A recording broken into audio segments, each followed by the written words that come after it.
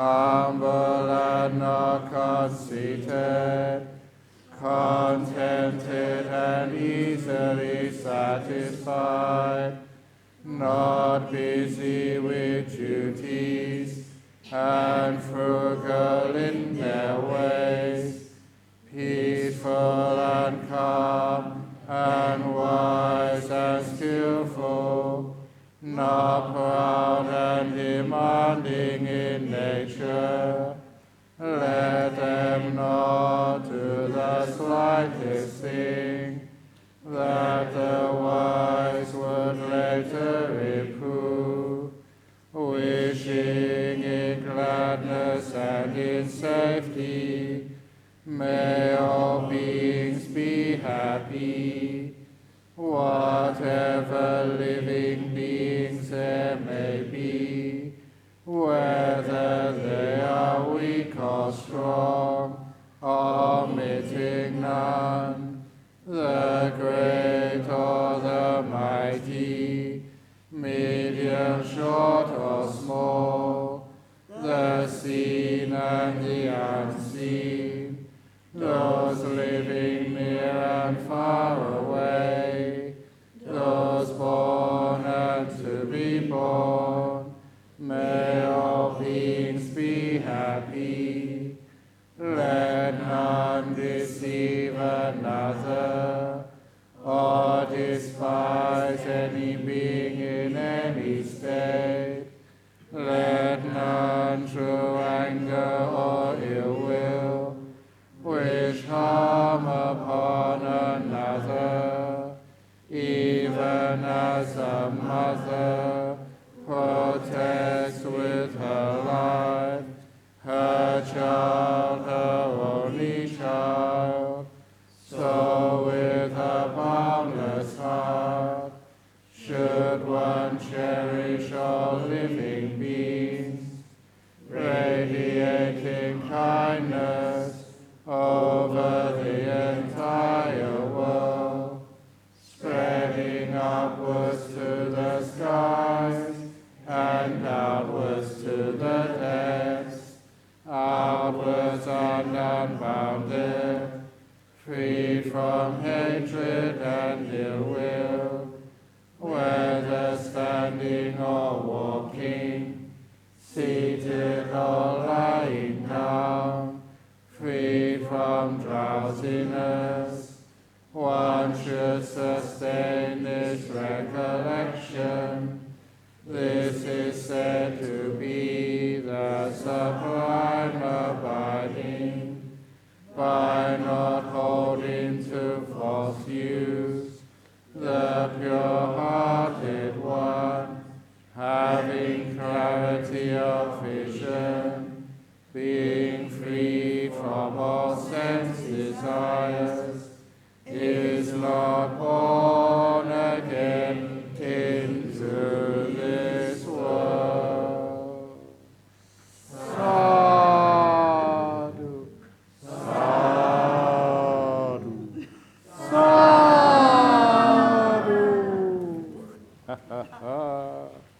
Always something new. Okay, here we go. Oops.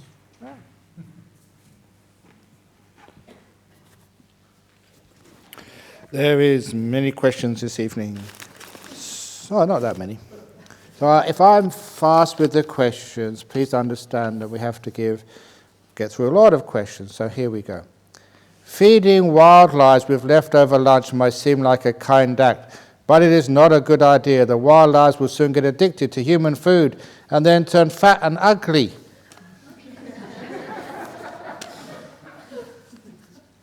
I'm a wild monk.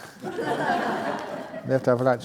Yes, sometimes it's not a good thing to do, but sometimes, the animals, we're not really supposed to, but the monks over who take their food back to their huts, they feed the animals there. And the animals seem to be very healthy and very happy, and they haven't got fat. It is a very beautiful thing to do. It makes the animals happy, makes us happy. Sometimes the scientists will say, oh, it's bad for the animals. Now let the animals decide. Please advise what is the process of becoming a monk. You listen to one of my talks and then it's inevitable. That's the process. So look, if a person wants to ordain as a monk, sometimes, again, it's a process. Once you start getting interested in the sutras or the Buddhism, the meditation, it becomes inevitable. If any of you read the sutras, you see the process all starts with you listen to a talk and you get inspired. That's what it says. And all the other stuff which you're supposed to do, going to find a monastery, to find a teacher, to do this training and do that training, that's not what starts you becoming a monk.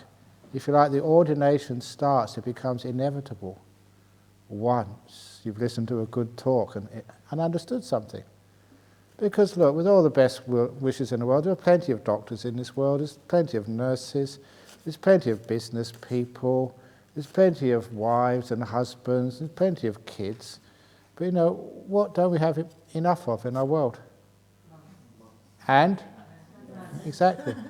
That's why you have to keep importing monks from Australia and from other countries to Singapore. Can't you actually grow your own and be self-sufficient? So eventually, you become monks and nuns. And how that actually works, you have a seed from another monastery first of all. So you go over there, just like this place started. I went over to Thailand, learned my stuff over there, became a monk, and then came to Australia to be a monk. And so that's actually what happened. So you need one of you to actually ordain over here in maybe Bodhinyana or Dhammasara, learn the ropes, become independent, and then you can go back and start something in Singapore.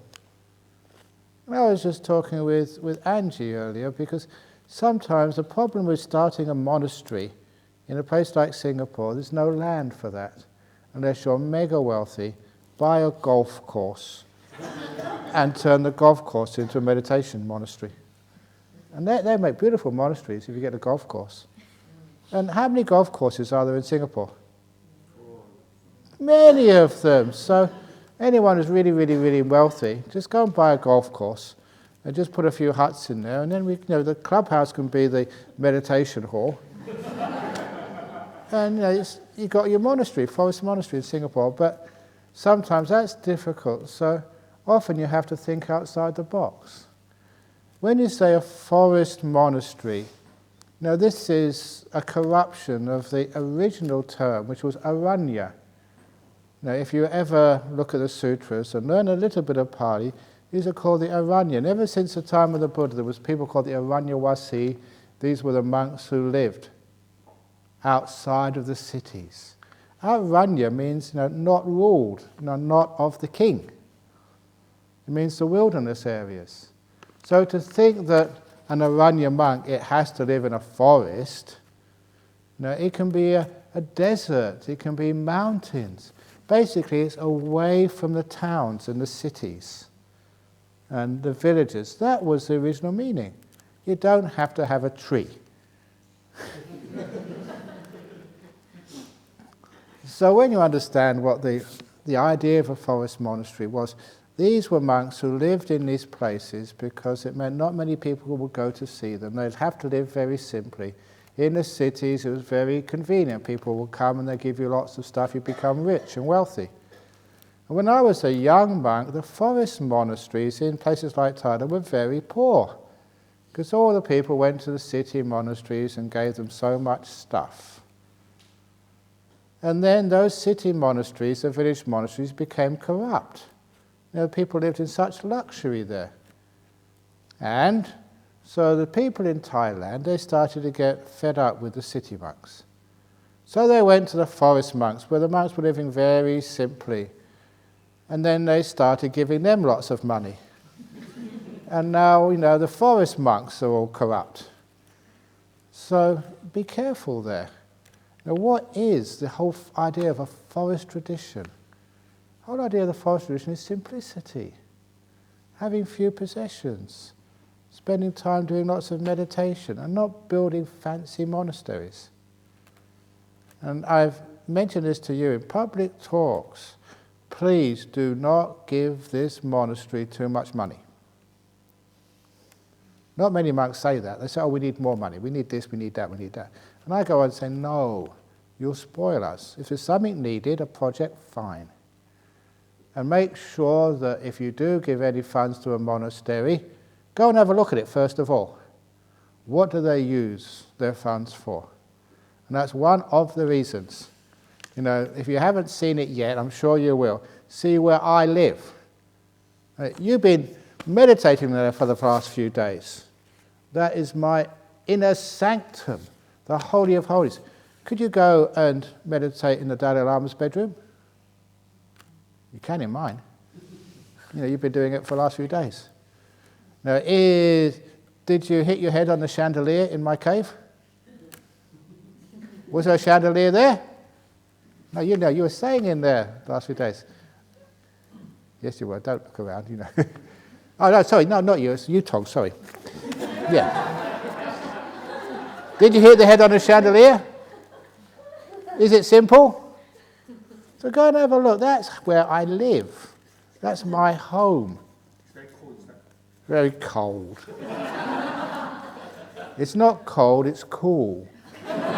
You go in there to chill out. And so sometimes I made a resolution a long time ago as a young monk. Doesn't matter how famous I get, I will always try and live in a place which is more simple than the poorest of my supporters. So if you live in a home which is more poor than my cave, then I'm in big trouble. I have to try and get rid of something. That was actually my resolution. So, because you see that people work really hard, they give donations to monks and nuns, and those monks and nuns live much more comfortably than you do. It should be the other way around. They should be giving donations to you. And I remember once in Penang, just people telling me there that they invited some monks, for a meal, and then during the meal, one of the monks' mobile phones rang. We don't have mobile phones as monks. That's one of our in-house rules. So, we don't have mobile phones. But it wasn't not having a monk having a mobile phone, that when he got it out, it was the latest, most expensive model. And the hosts, in Penang, there's lots of rich people there, they said, wow, even we haven't got a phone like this. Where does that monk get all his funds from? And so they asked the monk, can you invite us for a meal at your house? Because, you can give us dana, you're wealthier than we are. Now there's something about, if you see monks living in great wealth, there's something wrong with that. There's something, it's not supposed to be like. So the Aranya tradition was supposed to be the simple monks, devoted not to fame, not to getting on in the world, but actually to living simply and peacefully.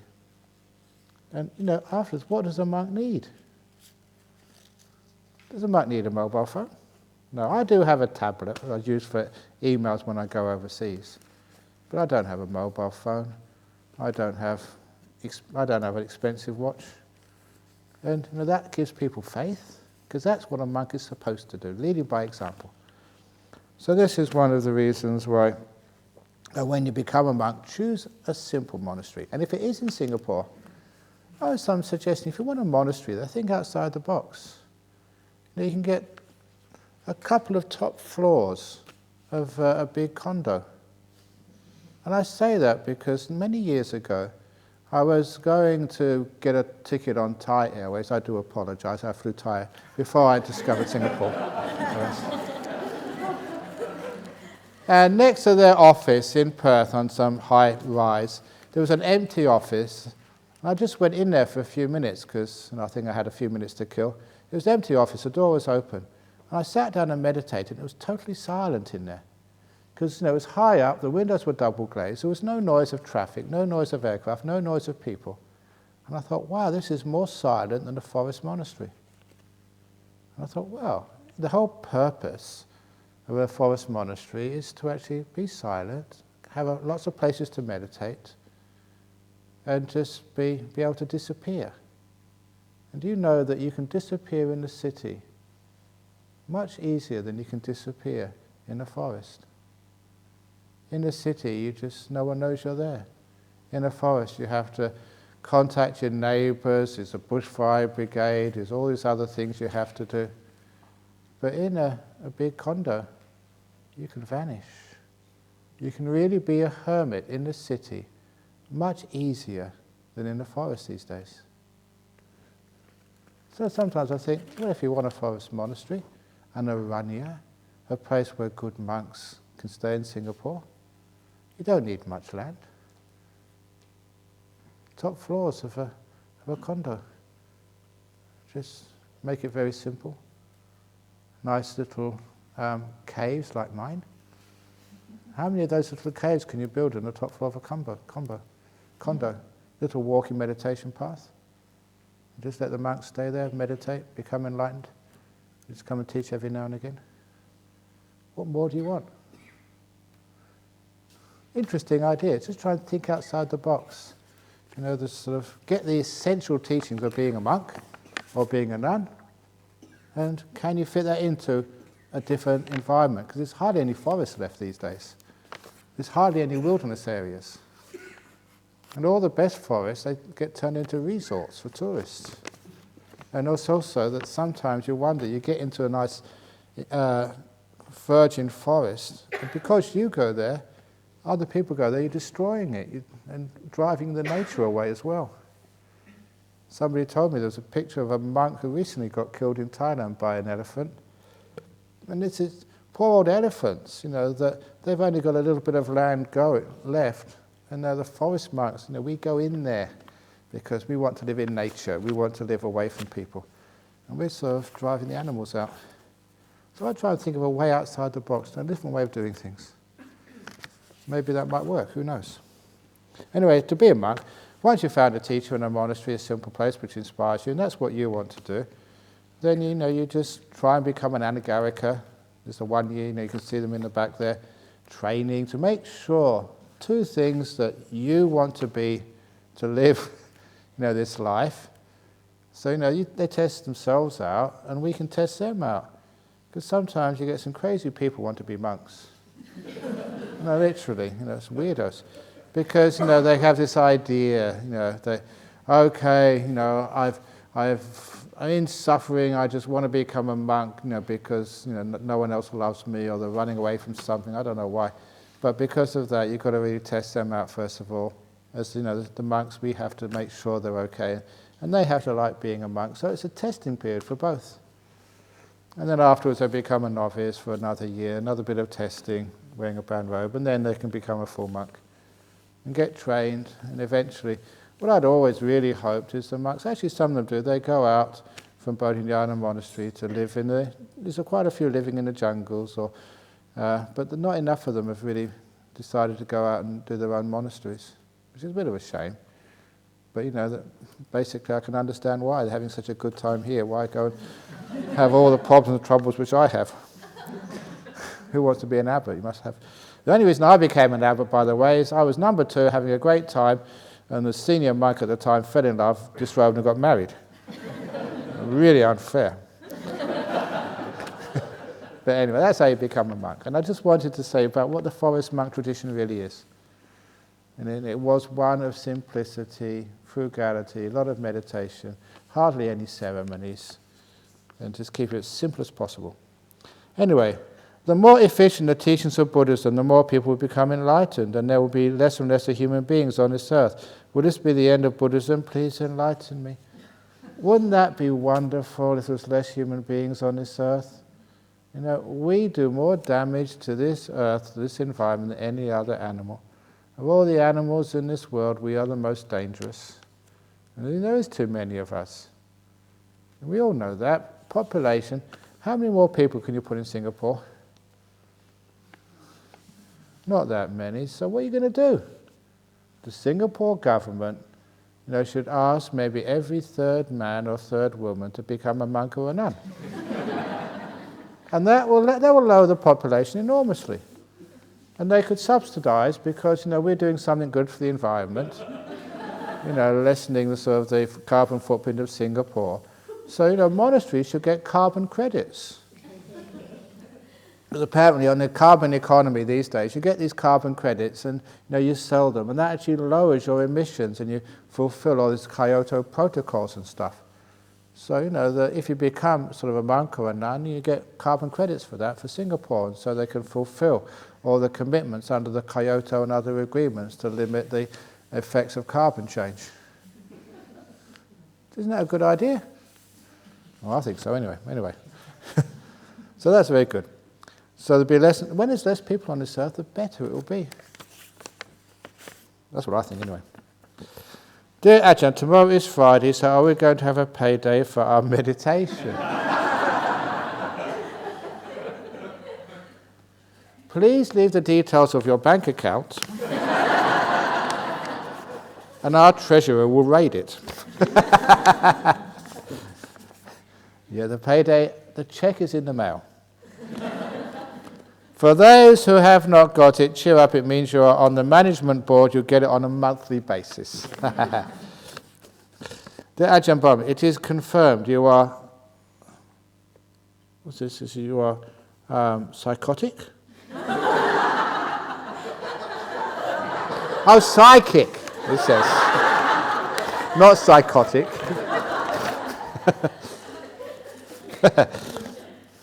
That's why I started doing physics. I thought it was psychics. I didn't read it properly. Anyway, in this morning talk you said, I don't need to get a doctorate, and you were looking at me when you said it. How did you know it was on my mind? What is a doctorate? It's called a PhD. You know what PhD stands for? This is one of the people in KL told me this had a PhD. PhD is an acronym, and it stands for Permanent Head Damage. That's PhD. I shouldn't say that. And you said I don't need to be afraid. I need to be more courageous, and you looked at me again. Of course, when you said I don't need to be the most beautiful woman, you didn't look at me.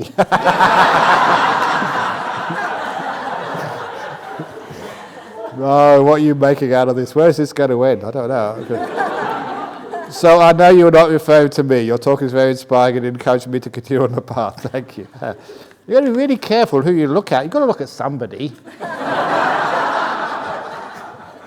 So don't take it seriously. I once heard that when you're enlightened, you will be dead within 7 days. Is this true? So actually it is true. If you're a layperson and you get enlightened today or this evening, I should have warned you about that.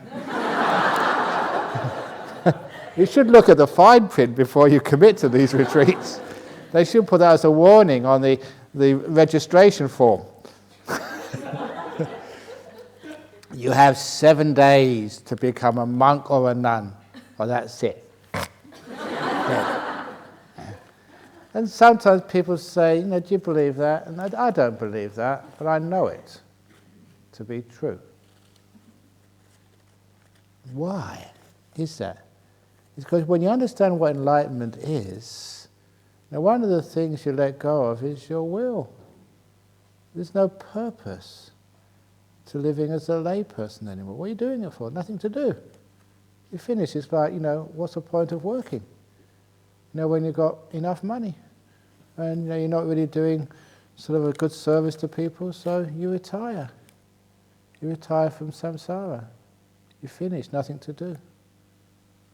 But if you become a monk or a nun, there's a purpose for your life. To teach.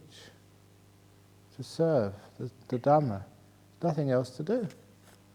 So that's why that many people, if they become enlightened as a layperson, they will just, I want to ordain me. And that's what we do. If we find out your enlightenment, we've got 7 days, we'll fast track you. But it is, when you understand, you've got no choice in this. Your will, the thing which runs you, is totally conditioned. And if you see the Dhamma, you can't do that anymore. It's impossible.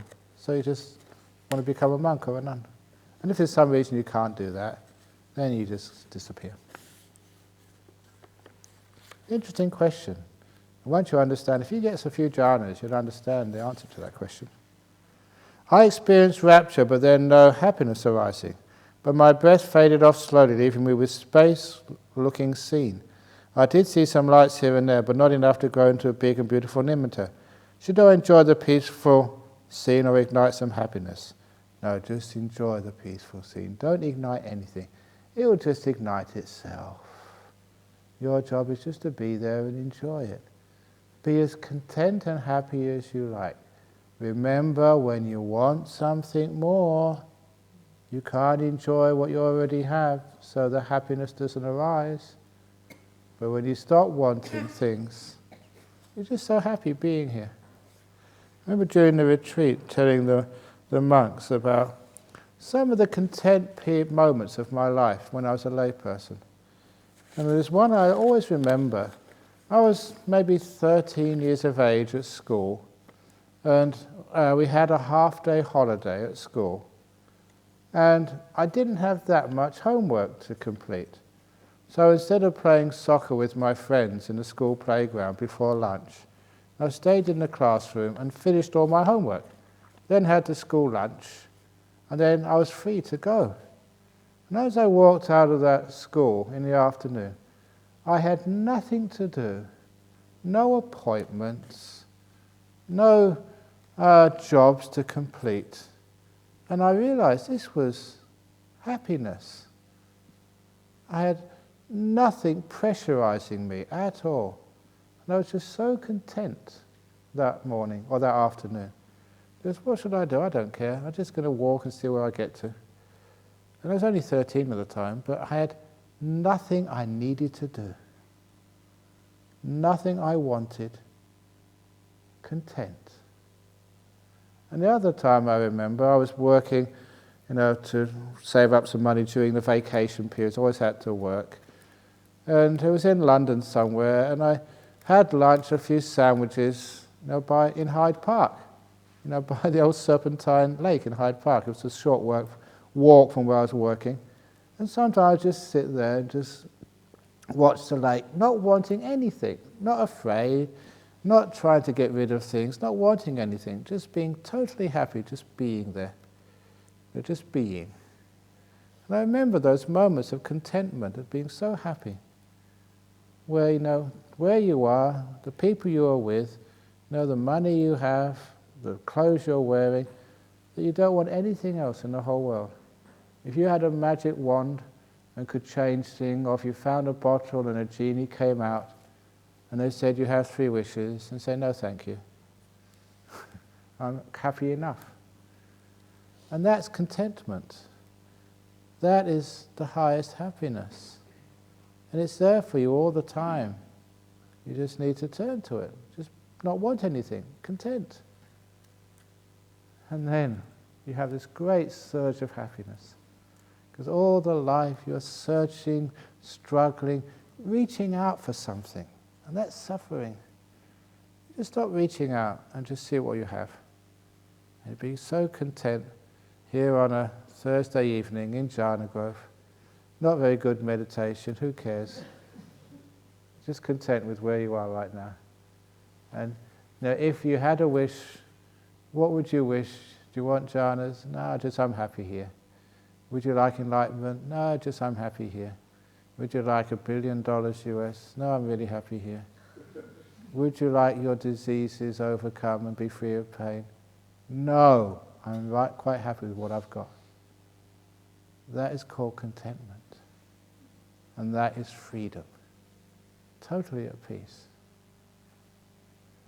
There are 2 types of freedom in this world. Remember, this is another deep insight. The freedom of desire. To get what you want when you want, to go where you want, control your body, get rid of all the aches and pains and stuff like that. It's freedom to do that. And that's not real freedom at all, because there's no end to that. But the freedom from desire. Sitting here, there's nothing you want in the whole world. It doesn't have to be perfect, pain-free. You don't need to be a billionaire. You don't need to have this wonderful lover to be totally content. Just happy being here. And when you have that, you have this beautiful sense of the freedom from desire.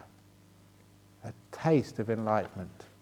A moment when craving just pauses. You're just happy being here. That's And everyone's had moments like that, but they forget them. Maybe as a child, or you go on some holiday somewhere, and you've got nothing to do. You sit in Venice, or you sit in Rome somewhere, just a seat and have a nice cup of coffee. And you sit there with your cup of coffee in Rome and some sort of cafe, and think, wow, just at this moment, I don't want to be anywhere else in the whole world, just here. Just sitting down, doing nothing, just watching the people go by. Those are moments of contentment. That will teach you, if you remember those, what meditation is. What is actually wrong with ordination of nuns? Exactly nothing. Doesn't the Buddha ordain nuns? Yes, he did. And that was one of his life purposes. His meaning, after he became enlightened, this fellow Mara, which I keep mentioning, he realized that he couldn't stop the Buddha being enlightened, so the Buddha was enlightened. So he used plan B. And plan B was, well done, you're enlightened. Now just don't teach other people, because that's tiring and difficult. Just know you're enlightened, well done, you can sit here and do nothing and just go and disappear. And the Buddha said, no, I will not disappear, I will not go yet. Until, he said, I've established a fourfold assembly and they are flourishing. Until I've established the Bhikkhu Sangha, the communities of monks, until they're many and flourishing with all the enlightened ones in it, until I've, number 2, established a Bhikkhuni Sangha, until they're flourishing and can be self-sustaining, until I've established the male lay followers, and they're flourishing, until I've established the female lay followers, until they're many and flourishing in the world. Once they are all strong and flourishing, then I've done my job, then I can enter Parinibbana. And that was what the Buddha said, and that was his promise. And at the Chapala shrine, 3 months before the Buddha's Parinibbana, Mara came along and reminded him of his promise. He said, look, there's hundreds, thousands of monks and bhikkhunis and enlightened and anagamis. There's thousands of lay people, men and women, following your teachings, stream winners and stuff, and that you've fulfilled your job. And the Buddha said, yeah, it's true. So he said, no, 3 months' time I'll leave. The point was, that was his intention from the very beginning of his teaching career, to establish not just monks, but nuns. That was his goal. To get things going. So because of that, it's not there's something wrong with the ordination of nuns. There's something wrong with not ordaining nuns. There's something wrong with people who try and stop the ordination of nuns. There's wrong with people who say, there are no nuns. They're right in front of you. No, they don't exist.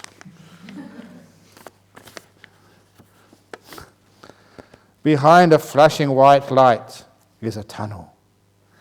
After the light stops flashing, I try to enter the tunnel, but I don't seem to be able to go in. That is a railway tunnel. The light says a train is coming through.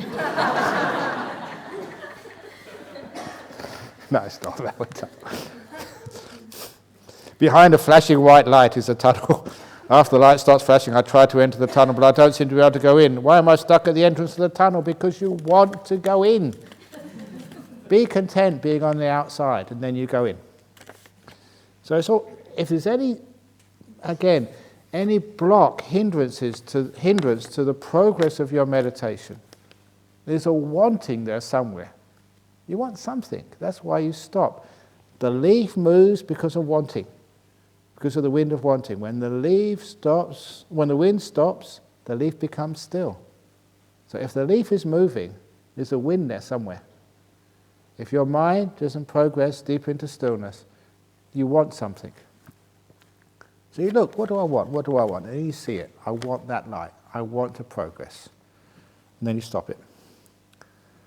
This is conclusive proof that Michel was not the author of last night's notes. I'm sure the writer spoke for all of us in expressing gratitude to Michelle for going way beyond the call of duty in her tireless efforts in thinking, planning, and executing the wonderful meals for us. Thank you, Michelle. P.S. Her sticky date pudding is to die for. You made sticky date pudding? Any left? No, you've all eaten it, I'm sure. Very good. That is why people were sleepy this afternoon. I wonder why they're all sloth and torpor. Very good. Well done, Michelle. I'll keep that one for you afterwards.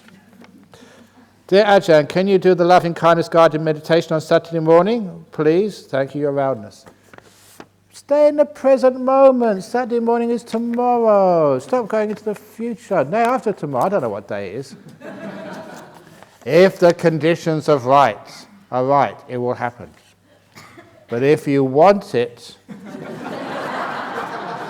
it will not occur. How do I overcome my fear during meditation? I try, but I just lack the courage, especially when I come see you with my problems. Patterns? I know. So, especially when I can't come to see you with my something. What do I do? Is the path always so difficult with so many obstacles? Please, help. Okay, it's very easy. Because one day you have all these fears and you wonder what's going to happen. And some days it just happens and you can't stop it. Even though you're scared, why is this happening? It becomes so automatic, you go into these deep stages, you can't stop it, and you go through and you realize, what the heck was I scared of? It's beautiful. Because I already mentioned to you this idea of will, and thinking you're in control of all of this. You're not. I am. On this retreat anyway. It's amazing just how you influence people without them knowing. But I influence you in good ways. So what happens sometimes, because of all the suggestions, sometimes that you're meditating, meditate, sometimes, almost like your guard, your controller just gets a bit weak. And just all those ideas which you've heard, all those methods you've listened to, they take over. And I mean, many people have said this to me. Sometimes they're sitting there when you least expect it because you're not controlling it. You're sitting there and all these amazing things happen. You see these incredible lights. Maybe you've never seen them before, but this time you see big ones. You just can't help it. You can't stop it. Yeah, it's scary, but you're still going anyway. And it just happens. And so a lot of times, whether you're scared or not scared, it's going to happen. So you might as well let go and enjoy the ride. There is, I think the last retreat I gave or somewhere, I think it was last retreat here, that must have been last in the Easter retreat.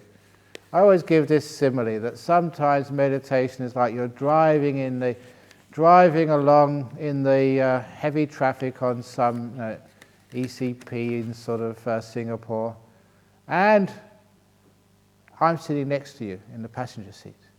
And you're driving along maybe 90 kilometers, 100 kilometers an hour, busy traffic, and I say, take your hand off the steering wheel. Go on, take your hand off. Take your feet off the pedals. See what happens. I can't do that. I'm in busy traffic. I'm going to crash. I said, no. Take your hands off the steering wheel, the feet off the pedals. See what happens.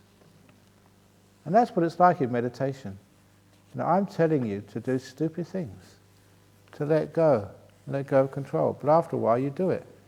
And you find that, you don't crash in meditation. This is only a simile. Don't do that in Singapore.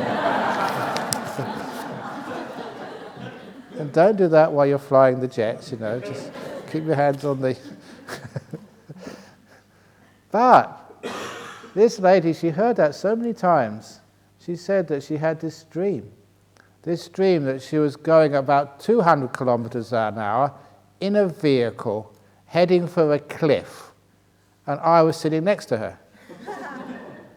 And as I was sitting next to her in this dream, She was laughing when she was telling me it happened. She said, "You told me as I was going towards this cliff and I was terrified, take your hand off the steering wheel, feet off the pedals, see what happens." And both of us went over this cliff. And as we were careening down the cliff, she saw at the bottom of the cliff there was a road. But the road had this almost 90-degree sharp turn. I said, even if we make it to the bottom, there's no way this car can turn like that if I don't put my hand on the steering wheel. I said, no, hand off the steering wheel. And the car went at great speed all the way down the cliff. It bounced and then automatically turned right and went along the road. And on the left-hand side, no trouble at all. He said, "Wow, you're right, Ajahn Brahm." And that was her dream because she'd heard this so many times. And that's what happens in your meditation too. The impossible. When you let go of control, you think, it's all going to go wrong, I'm going to crash. But you don't. You take the curves, you go down cliffs, anything happens, and you're perfectly safe. And that was mean that she had the faith and the courage that when lights came up and strange stuff happened, she would just go with it and enjoy every moment of the journey. Anyway, plane exploding in midair. One more thing. If it falls into the sea, the fish get to eat you. If it falls in the jungle, the animals have a free meal. Payback time. Oh, that was, remember that story I said, the 3 advantages of dying in an aircraft explosion at 36,000 feet? Remember that? I've told that so many times. What's the first advantage? Instant cremation. You don't have to get a funeral director and pay them lots of money. You don't have to invite all your relations and feed them, and even feed people who aren't your relations. You don't know who they are, but they come in and they get a free meal anyway. You know, funerals in Singapore and Chinese funerals and all this takes days. And you have to take time off work. It's bad for the economy. And number 2, what's the second advantage? Insurance payout, yeah. You don't lose money on your grandma's funeral. You actually make some funds out of it because, you don't have to pay for anything, but you get insurance from the airline. And the last benefit? Close to heaven, it's easy to go the rest of the way. You're almost there, 36,000 feet. And now this is the 4th one. The animals, if it's in the sea, the fish get to eat you. And if it's in the jungle, the animals have a free and easy meal. It's barbecue too. It's just because, it's toasted by the time it gets down there. So, it's just nice. I told you it's good to feed the wild animals. And I did hear that they are searching for the missing Malaysian plane again. You know what happened to it? I told you my theory. I told lots of people my theory. There's only one person I know of who can make a jet aircraft disappear. David Copperfield. He did it. Sorry. Can you talk about confession practices in Buddhism? Yes. You come to see me and confess all the biscuits and noodles which you've eaten in the evening, you naughty Singaporeans. Do you think I don't know what goes on?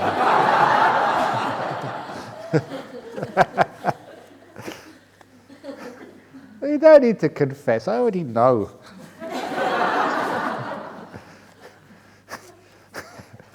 But the whole point is confessing to yourself, not to anybody else. Be honest with yourself. And when you're honest with yourself, no guilt, no hiding, no punishment. I've mentioned that to you earlier on. And when you're happy to admit your faults, then you learn from them, and you grow from them. There's no problem anymore. And the guilt thing and punishment comes from confession. I don't want to confess. Why? Because you're afraid of some punishment or pain or losing your self-esteem or whatever it is you're losing. And why do that? Just confess. Just bring it up. Everyone makes mistakes. I make mistakes. You make mistakes. We all make mistakes. So what's the big deal? Just think, what's another mistake I made? What's the most recent mistake I made, monks? Come on, you can tell me. It makes me laugh as well. Remember anything I did which was really silly and stupid during the rains?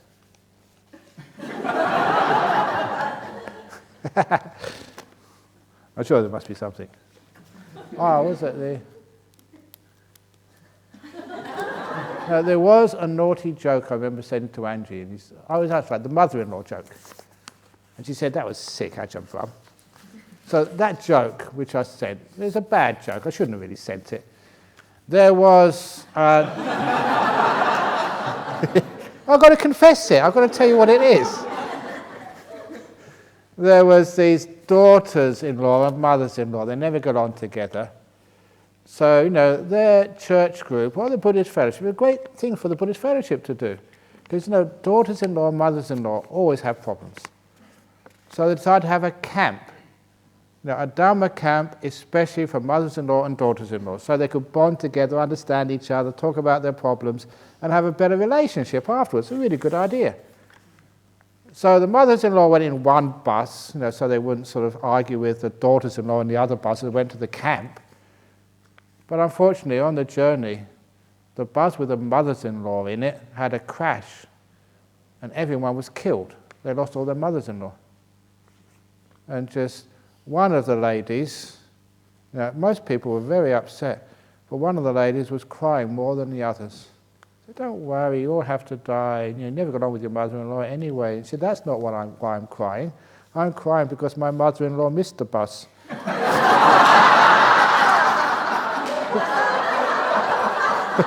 You're sick.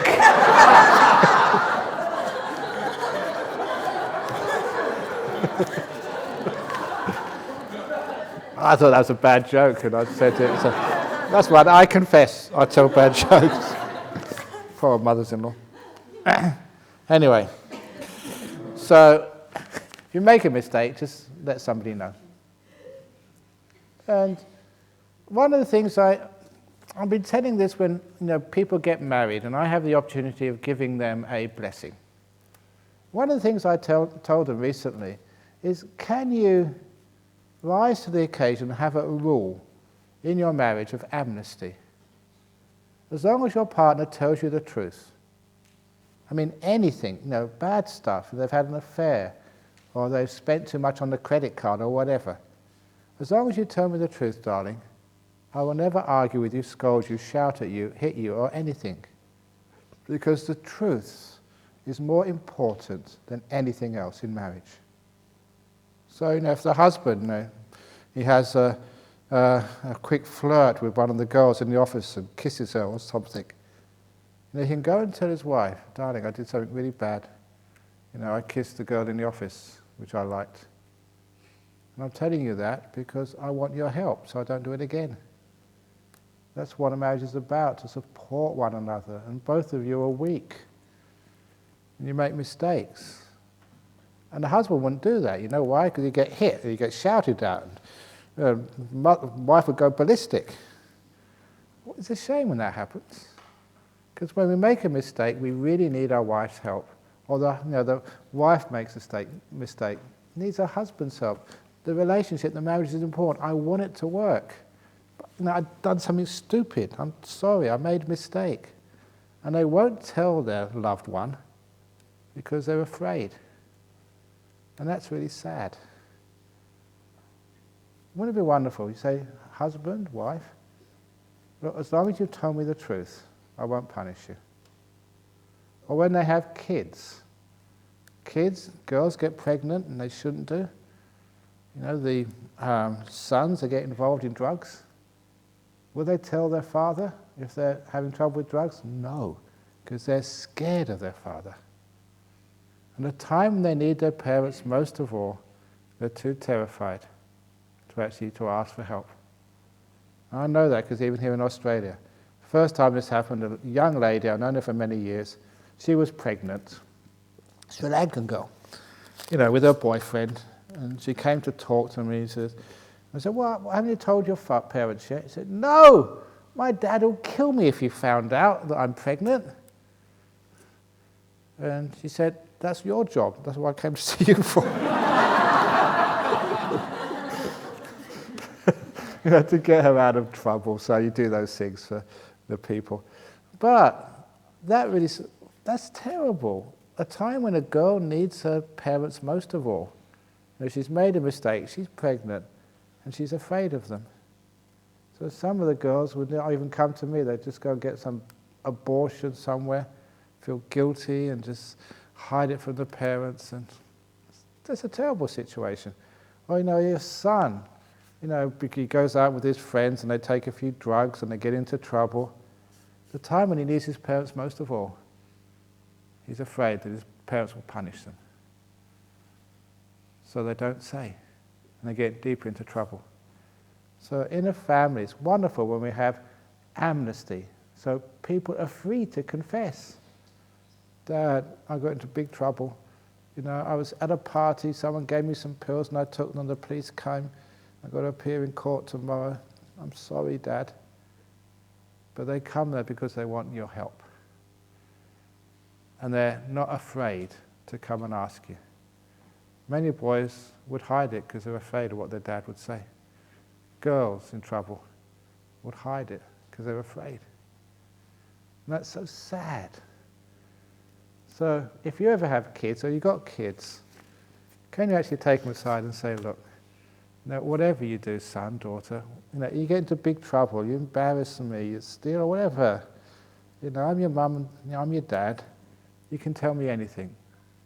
And I won't punish you, I won't scold you, I'm here to help you. And look after you, see if I can get you out of trouble. That's my job, not make more trouble for you. And then you have this beautiful family. And of course, husband and wife as well. You all make mistakes sometimes. And it's not just the husband's fault, the wife's fault as well. You know, you're both to blame.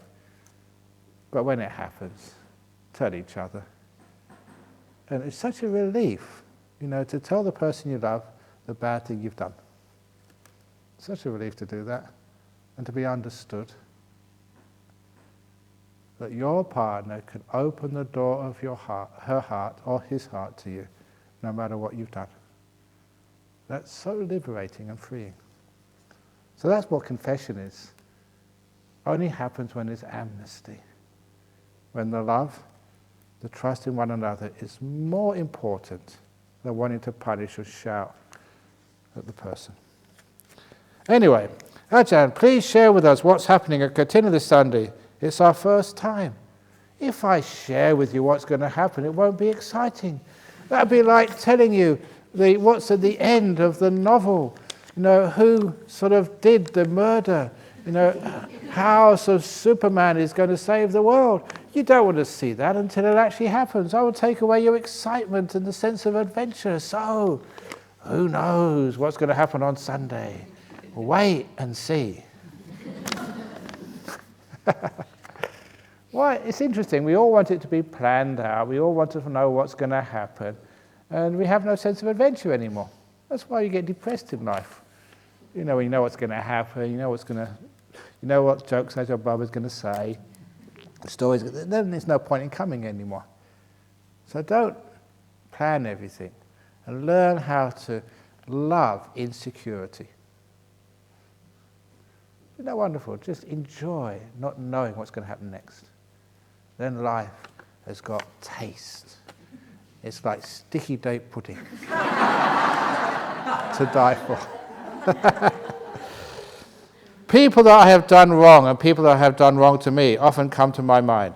How do I know I have forgiven myself and them? What should I do when such thoughts appear? People who have done wrong and people who have done wrong to me often come to my mind. If they've done wrong to you, thank them for teaching you something. Remember when I complained about the mosquitoes to Ajahn Chah, he said, call those mosquitoes Ajahn mosquito. The person who cheated you out of all your wealth, call them Ajahn, thief, or whatever their name was, the one who took over the company or didn't pay the bills so you went bankrupt. The person who ran away with your girlfriend, thank them. You know that my girlfriend, she wanted to go out with somebody else. Thank you, guy, for taking away this girlfriend of mine. So instead of enemies, they become your friends. Thank you so much for teaching me things. Then you haven't just forgiven them, you've known them, what they've done. They've taught you so much. Sometimes maybe your husband divorced you, but if he hadn't have done that, you'd never become a Buddhist. You'd never come to the Buddhist fellowship, you'd never do meditation or whatever. You know, sometimes you get a really bad body, you know, got all these diseases, you think, why me? Why can't I have a body like everybody else? If you had a body like everybody else, you wouldn't know how to meditate so well. So thank you, body, for being sick. So it's not just forgiving, it's understanding. Things and people you thought were your enemies now become your teachers. Ajahn Brahm, it is not death that I'm afraid of. It's what happens after that I fear. The uncertainty and the long struggle with death. Number one, why are you afraid of what happens after death? Are you good people? Now you must be good people to have enough good karma to get through the ballot of the BF and get here. Now you've got good karma, so you're good people. And I know many of you, you know, you're generous, you're kind, you help out. And I've known many of you for years. You are good people. And even those I don't know, the fact you come here with these other good people must mean that you're, you know, birds of a feather flock together, so you must be good. So you're all good people. So what happens to good people when they die? Go to heaven, nice place. What are you afraid for? And so I gave that simile some time ago. Suppose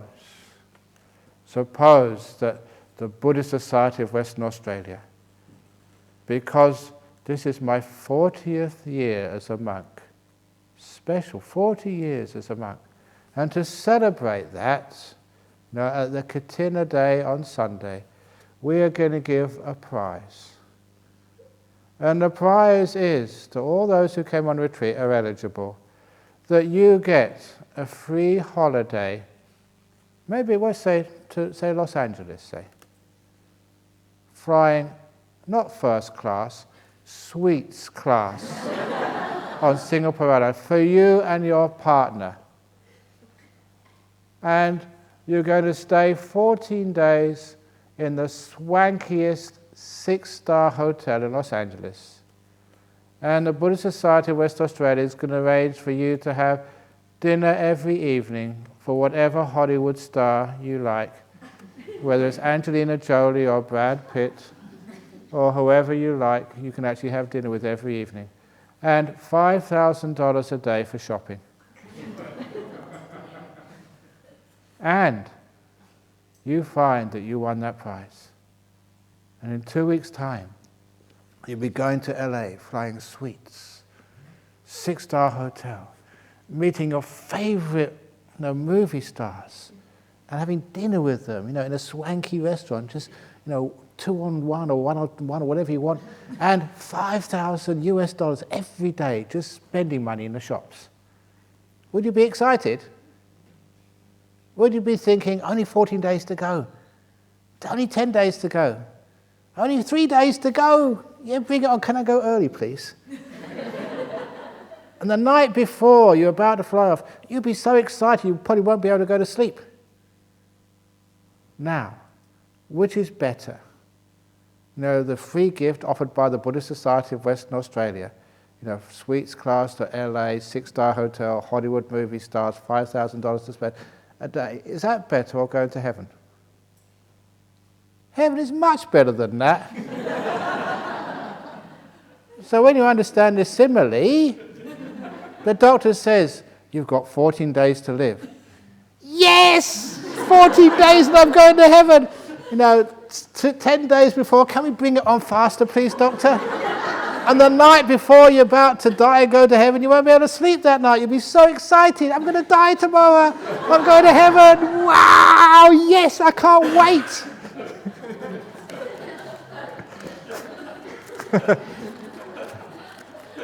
Now, when you put it like that, who's afraid? So people are really weird. The only thing is because you're conditioned by our culture to be afraid of dying. Total conditioning, brainwashing. Nothing wrong with dying. You've done it many times before. I often say that Buddhists, we are the experts on dying. Christians have only done it once. We've done it hundreds of times. Buddhists have experience. I better, oh crikey, I'm doing too much. What is the meaning of the nature of things? The Buddhism always saying, please explain, thank you. The nature of things, that's a word like for Dhamma, it's the truth. The fact that, the world sucks, that's the nature of things. The fact that, all you girls who try to find a partner in life, and it hasn't worked out, and you try and get another one, you will find out the nature of men. They are all the same. Those of you who have got a partner, stick to them. You change them and swap them for somebody else, it's exactly the same. So it's a waste of time, might as well stay with the one you've got. Girls, women. I know all about women. They are also the same. They may have, as I often say, they may have a different chassis, the motor is the same. So if you've got one and you're married, just stick with her. You try and get another one, it's more of the same. So, and also costs a lot of money going through divorces and getting married and stuff like that. So save money, save time, save a lot of suffering, and just have the suffering you've got instead of trying to get. That's what they say, a bird in the hand is worth two in the bush. The suffering, in your marriage is much better than the suffering in the bush. I don't know. Anyway, what has the stream, and that's the nature of things, by the way. What has the stream enterer realized to make him or her rebirth him or her will not be rebirthed in a lower realm? They've learned not to punish themselves, to let go of guilt, and that part of the sense of self which owns the past, you've let go of. It's not yours. You've let it go. If you don't own the past, you don't have to be punished for the past. And the idea, also the wisdom, that punishment is counterproductive. You never get good results. Instead, you acknowledge, forgive, and learn. And that's growing. That's what a stream winner learns. Does she realize impermanent suffering on non-self? Yeah, that's the technical way of saying it. If I recall correctly, Sutta mentioned that one only needs to meditate on one of these three characteristics, impermanent suffering non-self, and one get enlightenment. Can walking meditation lead to enlightenment? It depends on which direction the walking path goes. Yeah, of course it does. But what happens, the way to get enlightenment is not the walking meditation path, it's the eightfold path. Always eightfold path, okay? That's the path of enlightenment. And it's true, all of those impermanence, suffering, non-self. Actually, I'll talk about that tomorrow. That's a good thing for tomorrow. Impermanent suffering and non-self. Any one of those will do because they're all aspects of the same thing. Dear Ajahn, these few days are so surreal. How do we cope and sustain when we go home? Easy, don't go home. Who knows? Don't go in the future. You're not home yet. You haven't left yet. You've got another couple of days to go. Forget about it until it happens. And look, all of you who are leaving, you're not allowed to pack your bags until 1 hour before you're leaving this place. Sometimes people, they start packing their bags 2 days before. They haven't left yet. And then the day before, we're leaving on Saturday, it's Friday evening, you're already packed. You haven't gone yet. Goodness sake, just don't pack until the last moment. Enjoy every moment. Ajahn Brahm, if there is non-self, then who exactly is meditating here? The same person who writes this question. If one is not the same person a second ago, why practice since no one is benefiting here? Exactly, stop practicing, stop doing things. Just being content. What are you trying to prove? And who's trying to prove it? So, see if you can just let go. No one in here. When there's no one in here, you can sit here perfectly happy. And because you're perfectly happy, because you want nothing, because there's no one to want anything, then you just become still. Because you become still, you can become, all these nimittas keep coming up, you get blissed out because you don't want anything. When you don't want anything, there's no one in here, there's no more wind blowing the leaf, so the leaf comes to perfect stillness, and you enjoy yourself to the max. And if there is non-self, if you realize non-self, you don't write questions such as this anymore. So, if I kind of remember my past life, the present me is practicing for a future life that I won't even remember in the future. Why practice? It's not why practice, why not? That's always the answer to why, the question why. The answer is, why not? You've got nothing else to do, that's why. What else are you going to do here? That's why I practice. You've got nothing else to do, and you get bored if you do so. You can't, no TV to watch, you can't not allowed to talk, there's no internet connection for you, so you've got no choice. Right? Well, I might as well practice, who cares? That's why you practice. Dear Ajahn Brahm, you mentioned the only way to enlightenment is the Eightfold Path. Yes, you've got it. How about the Pure Land teaching? According to Abhidharma, that's not Abhidharma, according to Amitabha, not Abhidharma. Close enough, though. Can they get enlightened in the Pure Land? Remember reading about the Pure Land. In the Pure Land, you get everything you want, as soon as you want it. It's all wanting again. They say, you have a thought, you want to listen to Jimi Hendrix, and it's right there. If you don't like Jimi Hendrix, you want to see Elvis Presley, and he just appears. In the Pure Land, you want to have your favourite food. What is your favourite food? Now you're suffering, you see. Just thinking about it. But in the Pure Land, as soon as you think about it, it's right there. And not just an ordinary, just your special. From the special restaurant, the best restaurant, whatever you think you like, it's right there for you in the Pure Land.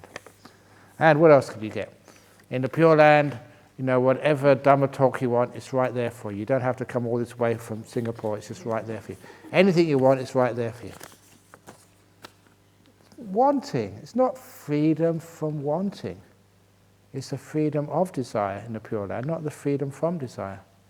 That's why if you understand the Dhamma, that's totally ridiculous. That's just some heaven realm which just makes you sort of more attached. Never understand what's going on. There's no way you can get enlightened from there.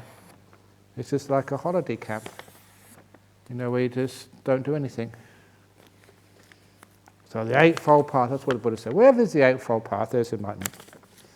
I have heard your talk on mindfulness many times. I enjoyed the last, but this time I understand. Wow. Underlined. I know now to be mindful of the present moment and to guard against defilements. Very good. Another satisfied customer. Dear Ajahn, in this wonderful retreat and at times in our hectic working life, boredom arises. What could be the causes? Please advise. So you get bored. Have you ever investigated boredom? Really looked at it very closely.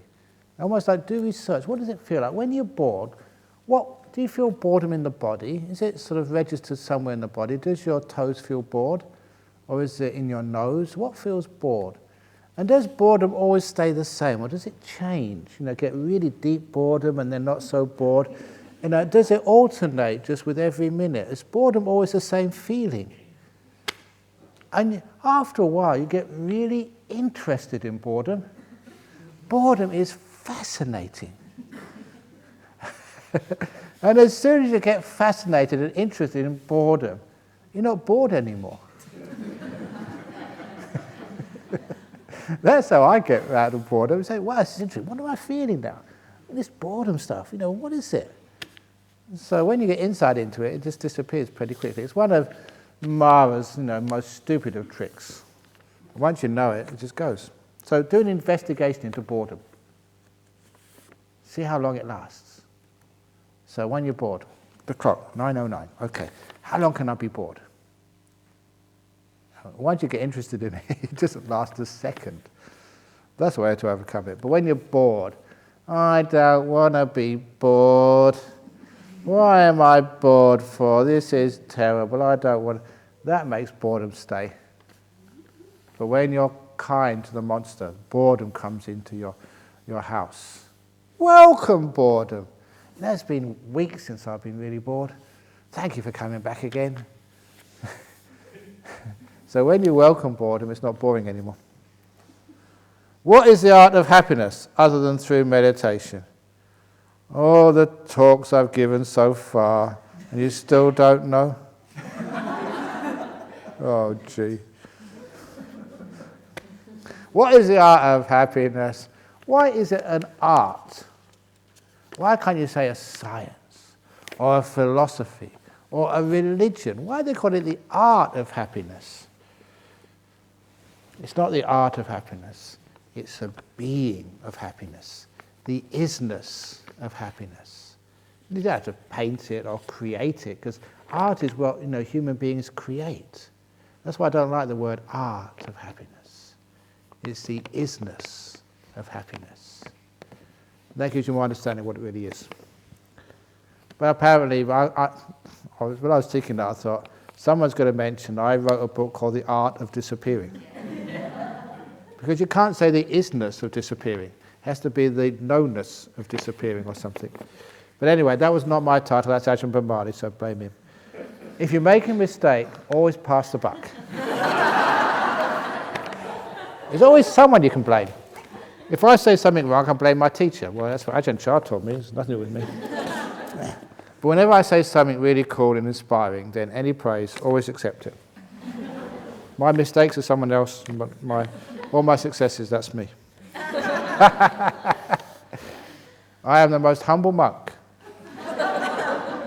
My humility is legendary. Everybody knows how humble I am. I say, if you're humble, flaunt it. What's the point of being humble if you can't let people know? Okay, good way. Ajahn, I really have to share this with everyone? Whoa, this is fascinating. Ajahn talked about the tarantula story, the film. There really was one in my room, toilet, and window-sill. They don't have tarantulas in Australia. That was probably a huntsman. And they're really cute. You can tickle them. And now, they never bite you. They're fine. They're all over the place, huntsman spiders, and they're fine. Ironically, when I attended your retreat in Penang, after you told that story about the grasshopper, there was one right at my windowsill too. So tonight I will tell ghost stories.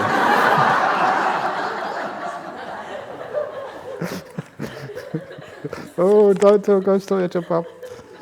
In the Anapanasati Sutra it states, liberating the mind, you breathe in. Shouldn't the breath have disappeared by this point? The breath is you don't know the breath is happening at this point. It don't say you breathe in, it says breathing in. The breath is going in, you're liberating the mind. The breath is going out, liberating the mind. The heart is pumping, you're liberating the mind. The blood is circulating, you're liberating the mind. You don't know the blood is circulating, you're not paying attention to that. And liberating the mind is entering the jhanas, that's what that one means. So it's just a way of Pali. How can I identify and get aware of the knower practically? Thanks for your detailed advice. Once you get rid of the doer, that's the only thing left, the knower. That is precisely what jhana does. You're not doing anything at all.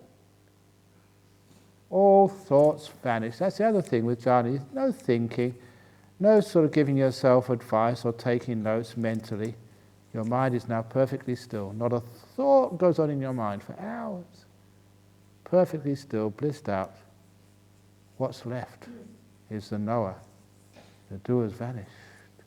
If you want to find out the nature of, say, gold, this is the Buddha simile, you've got to get rid of all of the other defilements in the gold. No, I think gold has a lot of tin in it, apparently, sometimes. So, you refine the gold until it's 100% pure gold, with no other elements in there except gold. Once you have pure gold, then as a chemist you can find out its properties. But when it's mixed up with other stuff, you don't know what its true properties are. So when the knower is mixed up with the doer, you can't really understand what its properties are. But once the doer has totally vanished, there's only the knower left for hours. Then you can get to know it and find out who you really are. You want to know who you really are? Tomorrow morning, all will be revealed. Exciting, isn't it? We always have, do you watch soap operas and these TV shows where they have episode 1, 2, 3? So the last episode will be tomorrow. And the finale on Saturday will be just summing it all up. The last episode of Eightfold Path will be revealed tomorrow morning. Woohoo! Exciting, isn't it? I'll try to make it interesting. So thank you for I will die for sure. This works as all the hatred and resentment which keeps me awake at night from the corporate world vanishes. It helps to bring on the peace in mind. I will keep this mantra in my mind. Very good. And if there is someone you really hate, you can alter the mantra to you will die. That's for sure. That also works.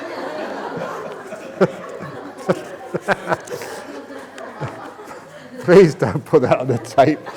I'm going to be in big trouble for that one again. Anyway, our last one, another one for the cook. Yes. Dear Sister Michelle, I have been fantasizing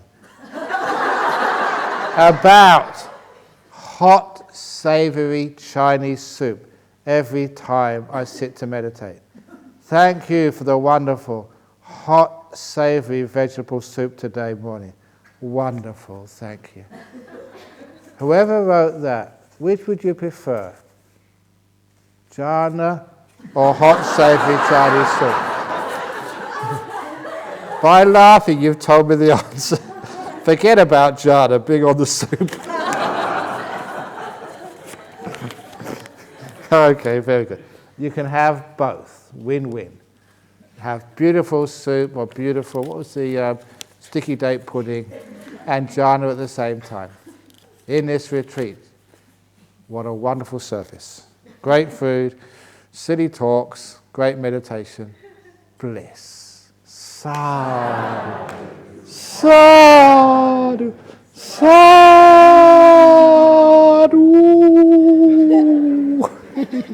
Okay, very good. So good night, everybody. Have a nice rest and dream of hot, savoury Chinese soup. Oh, is it? There you go. Oh, Claire, could you give this to Michelle? Yes. That's Michelle's ones. Very good.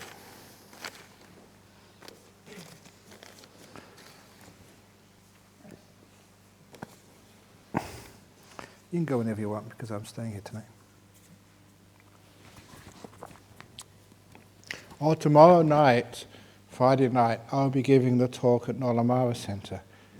So tomorrow night, Ajahn Brahmali will be answering your questions. So, variety, the spice of life. So please make them hard.